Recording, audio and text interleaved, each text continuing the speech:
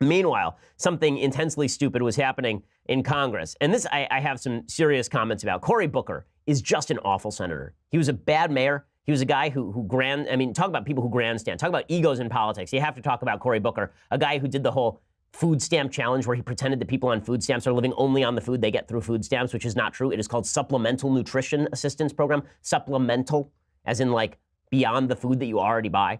Cory Booker did that. He was famous for posturing and grandstanding. He was very pro-Israel when he was mayor of New Jersey. Now, of course, he's very anti-Israel as a senator from New Jersey. And Cory Booker, of course, is the guy who also did his famous kind of screaming routine. Who was it against? The one where he's like making the funny hands, the jazz hands, and he went crazy on somebody in Congress, and it was really ridiculous. Well, now he's doing it again. This time it's with Mike Pompeo. So Mike Pompeo, who's the former head of the CIA, and now is being nominated for the Secretary of State position, he is brought up on charges by Cory Booker, and Cory Booker asks him the most ridiculous question I've ever seen asked in Congress by anyone at any time ever, which is saying a lot because Congress is filled with people of low IQ.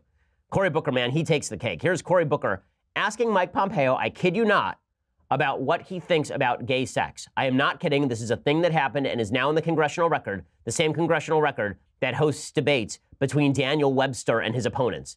Has Cory Booker asking Mike Pompeo what he thinks of sodomy. No joke. Here it is. Right. Do you believe that gay sex is a perversion? Yes or no? Senator, if yes or no, sir. Do you believe that gay sex is a perversion? Because it's what you said here Senator, in one of your speeches. Yes or no? Do you believe gay sex is a perversion? Senator, I'm going to give you the same answer I just gave you previously. My respect for every individual, regardless of their sexual orientation, is the same. Have you seen Brokeback Mountain? Did you cry? Did you make a weird face when Heath Ledger and Jake Gyllenhaal were going at it? Mr. Presumptive Secretary? Did you like Moonlight? Were you a little turned on during that beach scene? Because if not, I'm not sure you can be Secretary of State. Did you watch Call Me By Your Name in slow motion? Did you? Did you see the scene with the peach? What did you think of it? Like what in the world? What in the world? Like, this is a thing that's happening now. No matter how crazy you think the Republicans are, everybody, I'm not even talking Republicans now. No matter how crazy you think Republicans are, folks, this is like beyond. Okay, it's supremely crazy. So I got into a debate about this with a friend of mine named Jane Costin over at Vox. So what's funny about this is that Jane originally, if you'll recall, a few months back, wrote a pretty nasty piece about me for the New York Times. But being a genial sort of fellow, I reached out, and now we're pretty friendly. Jane is a lesbian, and she was very much in favor of this line of questioning. And so I was wondering what in the world, why does it matter what exactly Mike Pompeo thinks of gay sex? Like, does he have to watch gay porn in order for him, show us how much you like gay sex? Mister, if you want me to vote for your confirmation, you are going to have to show me how much you enjoy subscribing to Playgirl. Right now, show me your subscription. Sir! Okay, so why exactly is this relevant? So Jane was trying to make the argument that as a public official, Mike Pompeo should feel good about gay sex because he's going to have to defend the rights of gay people. This is, I think, a very foolish argument. First of all, this is plainly religious bigotry. Okay, virtually every religious person in the United States, every deeply religious person, every Bible-believing person in the United States believes that homosexual activity is a sin. I'm an Orthodox Jew. I believe homosexual activity is a sin. Now, welcome to a free country where I think the government should not be involved in anybody's sex life. I've been libertarian on the gay marriage issue longer than Barack Obama, right? And with all of this, I mean, I've been saying since legit 2012, 2011, that there should be a libertarian position from the government on same-sex marriage. I can believe both things, right? I believe lots of things are sinful. As a religious person, I think that it's sinful for you to be a racist. I also think that you have a right to be a racist in the United States because we have something called free speech. I think that it's sinful for, I think lots of things in life are sinful. I think that it is sinful for you to marry your aunt. But do I have a specific, real concern about people marrying their aunts in terms of public policy? Not especially. I don't think it's a major issue on the plate right now. I think that it's sinful to take drugs, but I'm pretty libertarian when it comes to marijuana, for example. So again, this is how most religious people in the United States think. They think that there's a difference between what I religiously believe to be a sin and what the government should police. And what Cory Booker should be asking here is, what is your perspective on how gay people abroad should be treated? And Mike Pompeo just said they should be treated with the same respect accorded to anybody else, right? Which is perfectly acceptable. But what I think Jane was getting at, and what Booker is actually getting at, is something a little bit deeper, which is their suggestion is that they don't believe you, that they don't believe me. If I say that I think that homosexual activity is a sin, But I also think that it's a free country. You're free to think I'm an idiot, and you're free to disobey me, and you're free to do whatever you want. I mean, I can't give you orders. You're an adult. Do whatever the hell you want, right? That if I say that, I must not be sincere if I think something's a sin. In order for me to believe that you have a right to something, I have to believe that thing is good. This is a really dangerous mentality. It's the same mentality that, on the flip side, says on the left that there is no First Amendment except for rhetoric we like, right? Because obviously everyone believes that, right? The only way that you should agree with the First Amendment free speech right to say something is if you agree with the thing being said. That, of course, destroys the concept of the First Amendment. The whole purpose of freedom is that you have freedom to do things that I may not like. That's the whole purpose of freedom. If we all did the same things, you wouldn't need freedom. Freedom would be irrelevant.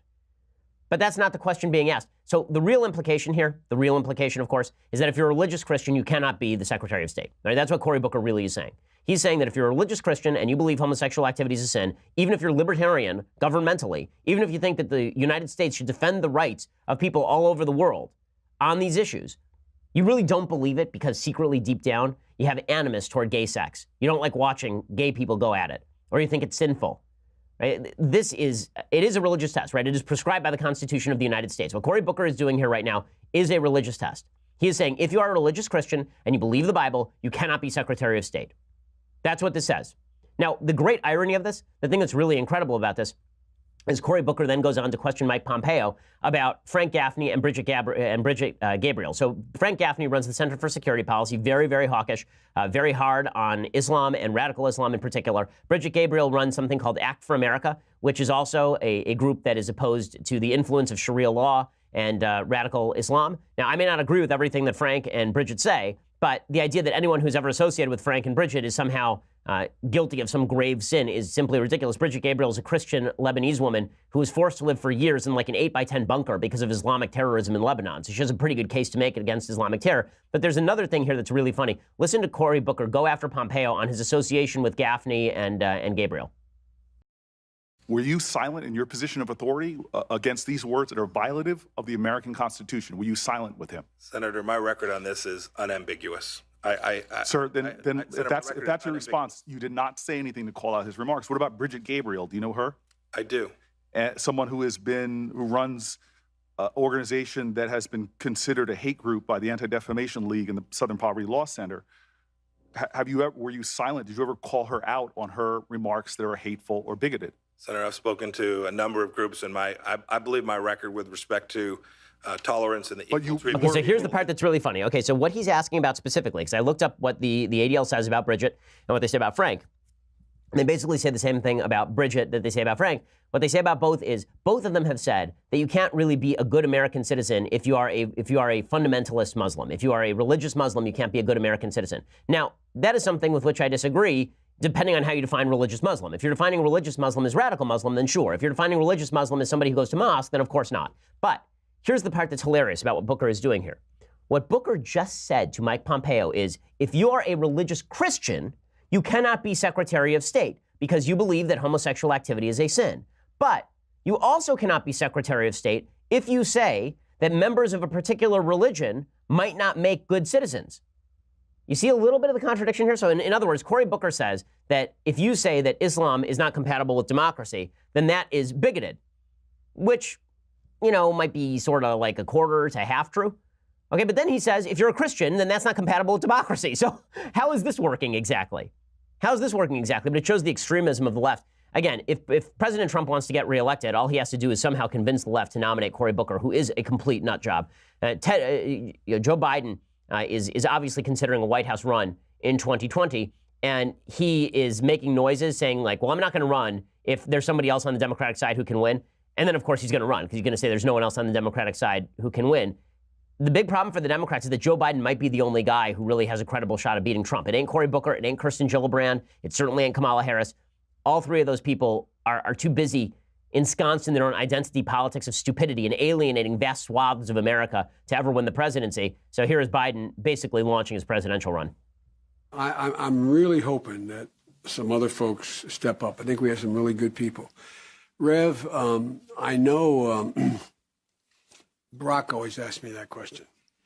And he said, what's going to make the decision? I got to be able to look in the mirror, and if I walk away, know I'm not walking away because I'm afraid or I'm worried about losing or that I just don't want to take on the responsibility. I got to walk away knowing that it is there's somebody who can do it and can win because we've got to win. We've got to win in 2020. Okay, so Biden obviously thinks he's the best shot at doing that. Here's the problem for Biden. Biden may be too moderate for the modern Democratic Party. He could be. He might be too moderate. He might not be identity politics enough. He might not be wildly, crazily anti-Trump enough. Ted Lieu is a congressman from out here in California. He says, listen, if we take the House, we're going to go full-scale investigation, balls to the wall, right? Wall-to-wall investigations of President Trump. Nothing would be better calibrated to win Trump re-election than extremism on the part of Democrats. American voters have an inflection point this November. It can change the makeup of Congress and give Democrats subpoena power, and then we'll conduct real investigation. Okay, if this is the direction the Democrats want to go, then Trump really does have a shot. Again, the Cory Booker Democratic Party is not a winning party.